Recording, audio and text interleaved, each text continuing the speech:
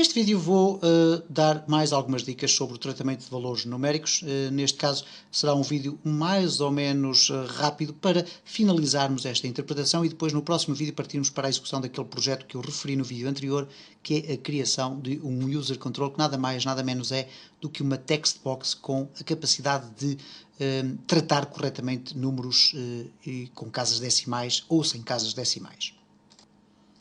Este vídeo vai servir fundamentalmente quase como um sumário daqueles conceitos principais que nós temos que ter sempre em conta no que diz respeito à utilização dos números e especificamente no que diz respeito às conversões. Se eu tiver, por exemplo, aqui uma string, valor str, valor de string, é igual, neste caso a 123, o que vai acontecer então é o seguinte: se eu quiser transformar este valor no valor inteiro, eu posso colocar aqui int valor é igual a, e posso fazê-lo da seguinte forma. Por exemplo, vamos aqui colocar valor, ou neste caso int.parse valor str. E esta circunstância é perfeitamente válida. Reparem, não há qualquer espécie de problema em termos de erro de código. Okay? Poderemos tentar uma outra circunstância, que é fazer uma conversão implícita, ou neste caso até explícita, que é colocarmos aqui valor str, que é o valor da string, mas colocarmos aqui um int atrás. Okay? Vamos colocar aqui int. Vamos verificar se ele aceita esta expressão.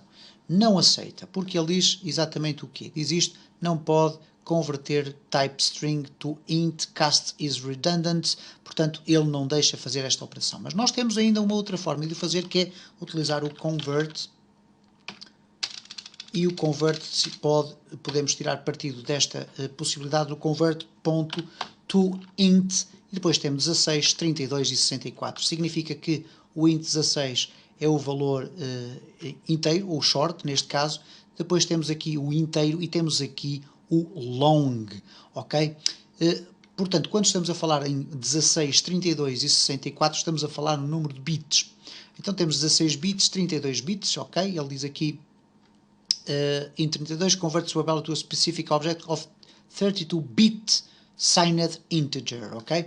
E portanto estas conversões são muito seguras, ok? Podemos sempre utilizá-las, e reparem que o convert, que é aqui uma classe que nos permite então fazer a conversão entre diferentes tipos, tem então estas variadíssimas formas de podermos converter não só valores inteiros, mas to char, to date time, to decimal, etc. É uma questão de explorarmos aqui também o int, que é os valores inteiros unassigned, ok? Cá está a explicação aqui em baixo, e portanto esta é uma forma também muito interessante de nós podermos utilizar aqui estes mecanismos de conversão. Muitas vezes o que nos vai acontecer é, por exemplo, nós obtermos a partir de uma base de dados uma data, e uma data é um valor que tem um tratamento bastante complexo, e por conseguinte nós podemos ter aqui date, time, data, igual, imaginem que nós tínhamos uma base de dados que vinha daqui do cimo, ok?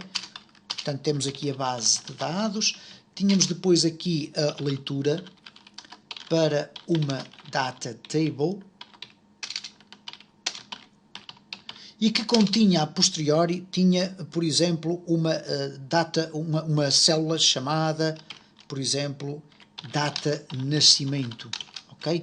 O que nós devemos fazer aqui, então, quando vamos tratar aqui, ou converter este valor da base de dados, por exemplo, para a nossa data, é o seguinte: é colocarmos aqui convert.toDateTime, converter para data hora, e depois aqui dentro o valor. E reparem que nós poderemos tentar converter para uma data e uma hora, inúmeros tipos de valores. Reparem, eu estou a circular aqui e nós podemos, desde valores inteiros, valores longos, strings, etc, etc. Nós podemos tentar converter estes valores de uma infindável fonte de dados, ok? E, por conseguinte, há que terem atenção a este aspecto. O C# vai resolver muitos problemas com este tipo de conversões e é de facto uma área extremamente interessante esta parte do convert, porque vai ser fundamental na esmagadora maioria dos casos quando estivermos a tentar fazer conversão de valores. Um outro aspecto fundamental prende-se, por exemplo, com a utilização dos valores booleanos. Os valores booleanos, como toda a gente sabe, são valores que só podem ter duas possibilidades. Neste caso, o valor booleano só pode ser igual a true, ou então pode ser igual a false. Okay? Só pode ter estes dois tipos de valores. No entanto, há aqui uma questão muito interessante relacionada com os valores booleanos. Vamos imaginar que nós temos um valor inteiro, ou neste caso até um valor short. Short é um valor pequenino, neste caso significa que é um valor de 16 bits, é um inteiro mais pequenino, e o que nós vamos ter aqui é, por exemplo, vamos colocar aqui V, é igual a 1. Se nós tentarmos converter este valor para um valor booleano, neste caso, valor vai ser igual a convert.toBool, e dentro do boolean nós vamos colocar o V. Ele automaticamente vai saber qual é a assinatura deste construtor, ok? Porque reparem, quando nós aqui chamamos aqui este construtor, ele tem 18 assinaturas diferentes, 18 tipos de parâmetros distintos. Mas se eu colocar ali V, simplesmente, ele automaticamente vai se encarregar de saber qual é a conversão que vai fazer. Reparem, cá está toBoolean, e depois já aparece dentro dos 17 overloads que tem, porque ele tem 18 assinaturas, uma que é aquela que é por defeito e depois tem mais 17, ele já diz ali que é um short, porque identificou ali o tipo do valor que ali está. E reparem o que é que acontece aqui. Se eu colocar label resultado.text é igual a valor, okay? E reparem que o valor não deixa ser apresentado, porquê? Porque é do tipo booleano. Então, neste caso concreto, quando nós vamos colocar aqui .toString, também estamos a fazer uma conversão. O toString significa para texto, passar esta variável para texto, e vamos ter aqui o seguinte, reparem, eu começo por ter um short V igual a 1, okay? E depois um booleano que vai ser a conversão do valor de V. Ora, o que é que isto vai significar? O valor booleano pode também ser interpretado e convertido a partir do 0 ou do 1, sendo que neste caso o 0 é o falso e o 1 é o verdadeiro. Por conseguinte, se eu executar a minha aplicação e clicar em executar, eu vou ter ali true. Porquê? Porque short V é igual a 1. E quando digo short, posso ter um valor inteiro. Posso simplesmente colocar aqui int e nem sequer tenho que alterar rigorosamente nada aqui no convert, porque reparem, o toBoolean já foi interpretar que este parâmetro que aparece ali, toBoolean, parênteses, é um inteiro. É um valor inteiro, ok? Reparem na inteligência do próprio sistema de programação que vai interpretar isto. Isto não tem a ver com a linguagem C#, tem a ver com a forma como o Visual Studio trata e auxilia o programador nestas operações. E por conseguinte, o que acontece então, se eu executar, cá temos o true. Vamos tentar alterar isto para 0. E o que é que vai acontecer? A conversão vai resultar em falso.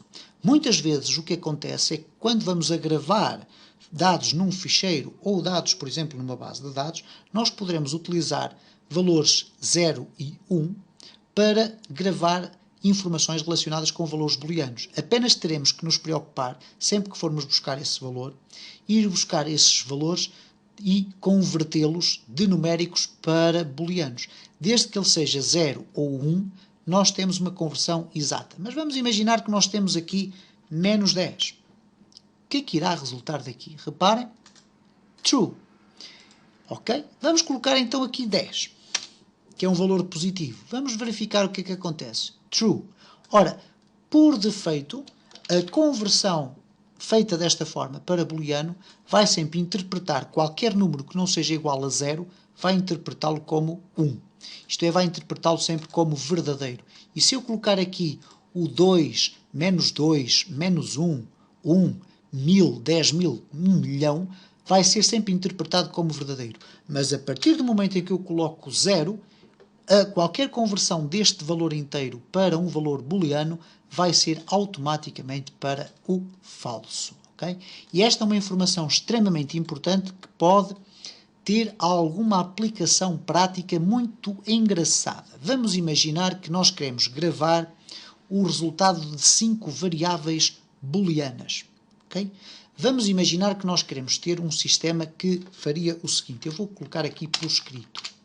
Ele iria ter 5 opções de uma espécie de um setup, ok? Ou de um sistema de configurações. em que estas opções poderiam ser apresentar data,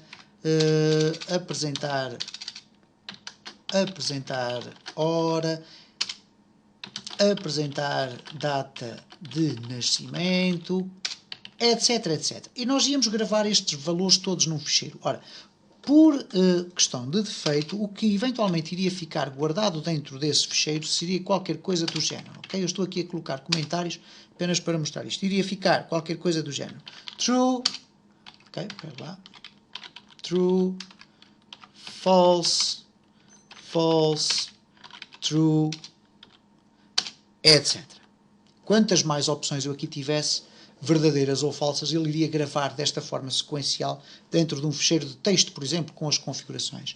No entanto, eu poderia utilizar aqui esta questão das conversões de uma forma muito mais interessante, que era colocar simplesmente uma string com zeros e uns seguidos. Ok? E se eu depois tiver a possibilidade ou a capacidade, e tenho, de ler este valor e ter aqui uma string igual ao valor lido do ficheiro, e neste caso então teríamos aqui, eu claro estou aqui a escrever texto, atenção, não estou a escrever código, estou apenas aqui a inserir texto simples. Eu teria aqui string configurações, por exemplo, configurações. Eu sei que as configurações serão iguais aqui, por exemplo, a 0100, ou melhor, 0110, que era o valor que ele ia carregar a partir dali. Ora, o que é que eu posso fazer a partir daqui?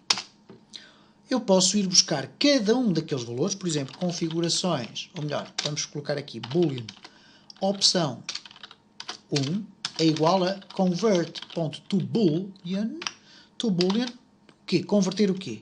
Configurações de 0.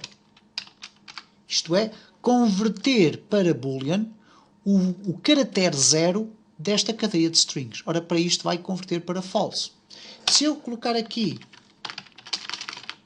as outras opções todas, neste caso, a opção 2, 3, 4 e 5, e for alterar aqui para a opção 1, 2, 3 e 4, o que vai acontecer então é que estes valores vão sendo lidos de forma salteada e a sua conversão para booleano vai permitir-me substituir toda esta implementação que aqui está por uma implementação mais simples de uma linha apenas. Okay?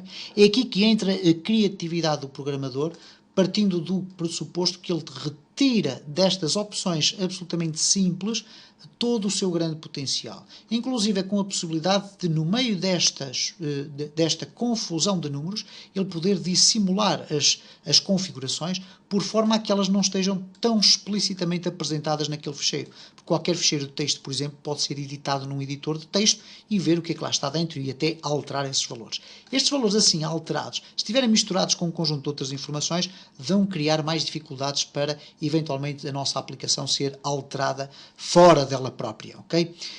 Eu vou ter alguns vídeos onde eu vou reservar algumas chamadas de atenção para as questões de segurança das nossas aplicações. Não há aplicações 100% seguras, daí que exista um enorme combate à pirataria informática, não é? À adulteração do software, à contra-engenharia, e atualmente não existe, de facto, praticamente nenhum sistema que seja 100% seguro.